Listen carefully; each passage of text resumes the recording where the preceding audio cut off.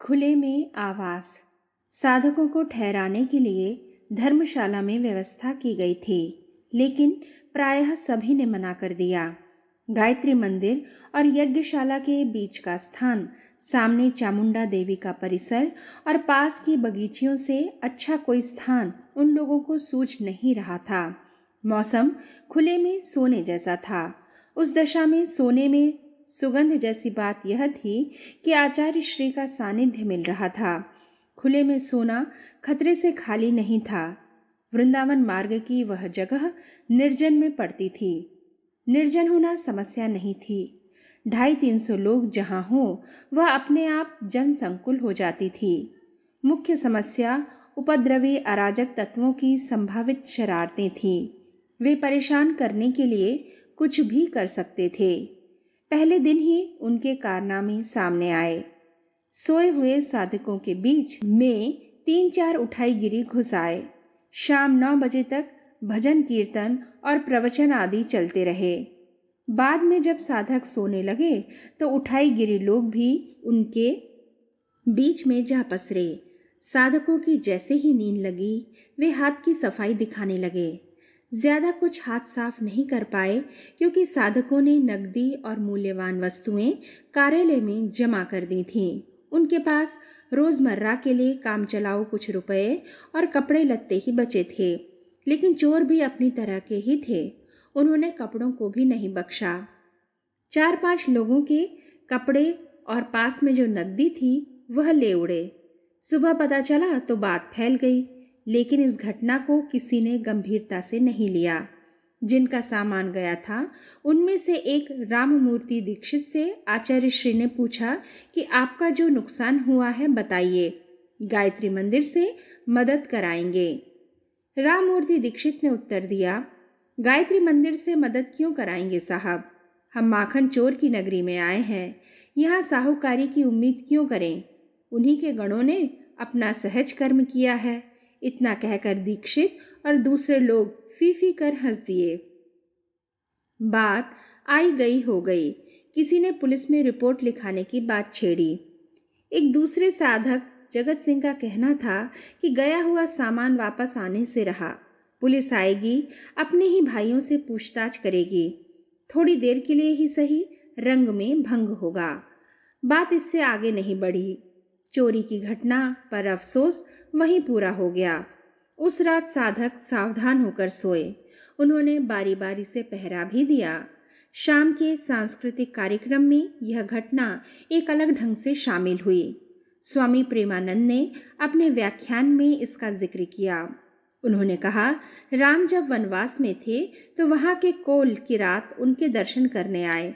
उनमें कुछ लोग व्यवसाय से चोर बटमार भी थे। आर्थिक दृष्टि से वे बहुत दरिद्र थे। राम की महिमा सुनकर वे बोले, हमारे पास आपकी सेवा के लिए कुछ नहीं है, लेकिन हम आपकी सेवा करना चाहते हैं। बहुत सोच विचार के बाद एक ही बात सूझी है कि हम लोग आपके यहाँ चोरी नहीं करेंगे। हमारी ओर से यही बड़ी सेवा होगी। नाथ हमार यही सेवकाई, किए न बासन वसन चुराई। अपने क्षेत्र में आए लोगों को हम बख्शते नहीं हैं। सुनकर भगवान मुस्कुराए बिना न रह सके। प्रवचन सुन रहे लोग भी खिलखिलाकर हंस दिए। 21 जून की शाम को मंच पर मौनी बाबा ने तांडव नृत्य प्रस्तुत किया। यह एक सांस्कृतिक कार्यक्रम था, लेकिन बहुत सजीव था। मौनी बाबा आश्रम धर्म के अनुसार गृहस्थ थे। उनका असली नाम पंडित दुर्गा प्रसाद था, लेकिन मौन उनकी जीवनचर्या में शामिल हो गया था। वे रविवार को मौन व्रत रखते थे। सूर्योदय और सूर्यास्त के समय भी एक घड़ी करीब 24 मिनट मौन रखते थे। भोजन के समय भी नहीं बोलते थे। उन्होंने एक नियम यह भी बना रखा था कि कोई बात बुरी लगेगी या किसी स्थिति में गुस्सा आएगा तो वे उसे बोलकर व्यक्त नहीं करेंगे। शोक, विषाद और रोष के क्षणों में चुप रह जाएंगे। अपने इन व्रतों के बारे में उन्होंने कम ही लोगों को बताया था। संपर्क में आने वाले लोग उनके व्यवहार से ही जानते थे कि वे चुप रहते हैं, इसलिए उनका नाम मौनी बाबा हो गया था। तांडव नृत्य उनका अपना ही रचा हुआ संयोजन था। आधा घंटा तक तांडव की विभिन्न मुद्राएं अभिनीत की। यह कार्यक्रम प्रस्तुत करते हुए उन्होंने शिव का वेश धारण नहीं किया। सिर पर जटाएं और लंबी दाढ़ी मूछ रखे हट्टे कट्टे शरीर के मौनी बाबा ने कसकर धोती बांधी हुई थी। कमर से ऊपर कुछ नहीं पहना था। गले में रुद्राक्ष की माला पहनी हुई थी। रूप नहीं धारण करते हुए भी वे अपने अभिनव से शिव की उपस्थिति का आभास करा रहे थे। नृत्य के समय बज रहे वाद्यों ने भी वातावरण को सजीव कर दिया। नृत्य जब अपने उभार पर था तो पास ही बसे गांव जयसिंहपुरा से लोग उठकर आ गए। कुछ तो यह समझते थे कि दशहरा मन रहा है। गंगा दशहरा था भी सही, लेकिन ग्रामीणों की अपनी समझ के अनुसार दशहरे के समय होने वाले राम रावण युद्ध की प्रतीति हो रही थी। जेठ की सुबह बरस उठी। आचार्य श्री ने उस दिन भी कोई उद्बोधन नहीं दिया। उनका लिखा हुआ संदेश पढ़कर सुना दिया गया। माताजी ने एक भजन गाया था और गायत्री चालीसा का सस्वर पाठ भी किया। प्रवचन या संदेश जैसा उन्होंने कुछ भी नहीं किया। स्वामी दिव्यानंद, पंडित लक्ष्मीकांत पंड्या, प्रभुदयाल और ब्रजेश नारायण ने ही मंच से अपने विचार रखे। उनके उद्बोधनों का सार यह था कि राजनीतिक स्वतंत्रता प्राप्त करने के बाद सामाजिक, सांस्कृतिक और आध्यात्मिक स्वतंत्रता भी प्राप्त करनी चाहिए। ये लक्ष्य रचनात्मक प्रयासों से ही प्राप्त किए जा सकते हैं। अगले दिन ही प्राण प्रतिष्ठा का मुहूर्त था। 3 दिन से छाए हुए बादल और घनीभूत हुए थे। नवमी दशमी की रात थी। सामान्य दिनों में इस रात को देर तक चांद अपनी किरणें जेठ की तपती हुई धरती पर बिखेरता रहता है, लेकिन उस दिन चंद्रमा बादलों के पीछे कहीं छुप गया था। उस कमी को शायद पवन देव पूरा कर रहे थे। दूर कहीं वर्षा हुई थी। उसको छूती हुई हवाएं तपोभूमि में शीतलता फैलाती हुई बह रही थीं। जेठ आषाढ़ की ठंडी हवाएं उमस भरी होती हैं, लेकिन वहां नमी का नामो निशान नहीं था। प्राण प्रतिष्ठा समारोह शुरू होने के पहले ही दिन आचार्य श्री ने कहा था कि पूर्णाहुति पर वर्षा होगी। साधकों को वह कथन याद आ रहा था। गायत्री जयंती की सुबह तड़के 4 बजे प्रतिमा के सामने 12 कन्याएं बिठाई गईं। 8 से 12 वर्ष की इन कन्याओं को विधि विधान पहले ही समझा दिया गया था। प्रतिमा पर्दे से पीछे थी और ढकी हुई भी थी। कन्याओं ने पिछले 3 दिन दूध और गंगा जल पर ही व्यतीत किए थे। बाहर प्रांगण में साधक बैठे थे। षटकर्म आदि प्रारंभिक कृत्य संपन्न होने के बाद वे कन्याएं गर्भगृह में चली गईं। बाहर मंत्रोच्चार होता रहा। प्रतिमा में प्राण प्रतिष्ठा का मुख्य उपचार दशविध स्नान करवाया गया। यज्ञ भस्म, मिट्टी, गोमय और गोमूत्र से स्नान के बाद 6 स्नान और करवाए गए। दूध, दही, घी, औषधि, कुशोदक और शहद से स्नान के बाद शुद्ध जल से स्नान करवाया गया।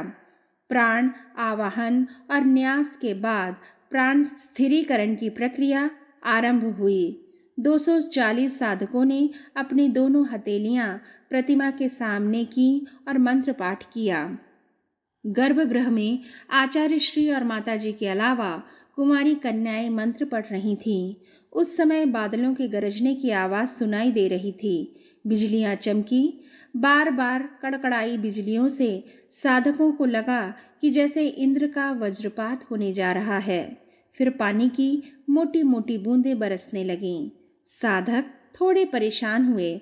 शायद इधर उधर भी होते, लेकिन किसी ने कहा, अपने स्थान पर खड़े रहें, अभी बारिश नहीं होना है। यह इंद्रदेव के आगमन का प्रमाण भी हो सकता है। सचमुच मोटी मोटी बूंदें थोड़ी देर बरसकर थम गईं। बिजलियां वैसे ही रह रहकर चमकती रहीं। गायत्री प्रतिमा के शोभा श्रृंगार के बाद गर्भगृह के द्वार पर लगा पर्दा खोल दिया गया। 6 कन्याएं प्रतिमा के एक तरफ और 6 कन्याएं प्रतिमा के दूसरी तरफ खड़ी थीं। उनके हाथ में आरती के थाल सजे हुए थे। आचार्य श्री प्रतिमा के दाईं ओर और माताजी बाईं ओर खड़ी थीं। बाहर आंगन में खड़े साधकों ने गायत्री माता की पहली झलक देखी। जैसे सौंदर्य, शोभा, वैभव और देवत्व का भंडार खुल गया हो। हजारों रत्न और मणिमुक्ताएं जैसे एक साथ चमक उठे हों। कन्याओं के हाथ में आरती के थाल, उनमें जलते आरती के दीपक, पंचमुखी कृत दीप और उनमें जगमग चमकती भगवती आदिशक्ति का विग्रह। बाहर बिजलियां चमक रही थीं। साधकों को लगा कि वेद माता के सौंदर्य के सामने आकाश की बिजलियों की चमक फीकी है।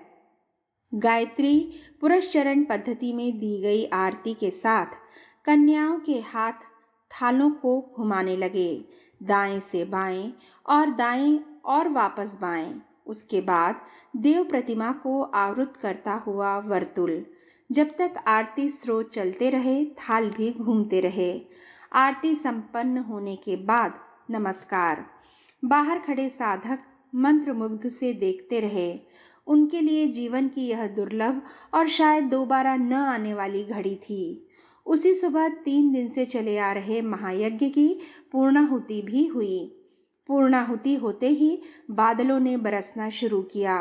रह रहकर पूरे दिन वर्षा होती रही। आगंतुकों का मानना था कि यज्ञ सफल हुआ। आचार्य श्री से किसी ने पूछा कि वर्षा होना यज्ञ की सफलता का प्रमाण क्यों है। उन्होंने कहा, वर्षा हमारे जीवन को प्रभावित करने वाली प्रकृति की प्रमुख विशेषता है। वैदिक काल में इसे इंद्र का अनुग्रह समझा जाता था। इंद्र को प्रसन्न करने के लिए यज्ञ याग होते थे। लोग समझते थे कि इंद्रदेव प्रसन्न हो गए। यह पौराणिक उल्लेख है। इस धारणा का मर्म अलग है। यज्ञ से प्रकृति में सूक्ष्म परिवर्तन होते हैं। यह परिवर्तन प्रकृति को आंतरिक रूप से समृद्ध करते हैं। वह समृद्धि ही वृष्टि के रूप में दिखाई देती है। आचार्य श्री कुछ देर रुके, फिर बोले, यह बाहरी प्रतीक है। इस आयोजन के परिणाम अगले 10, 20, 25 वर्षों में दिखाई देंगे।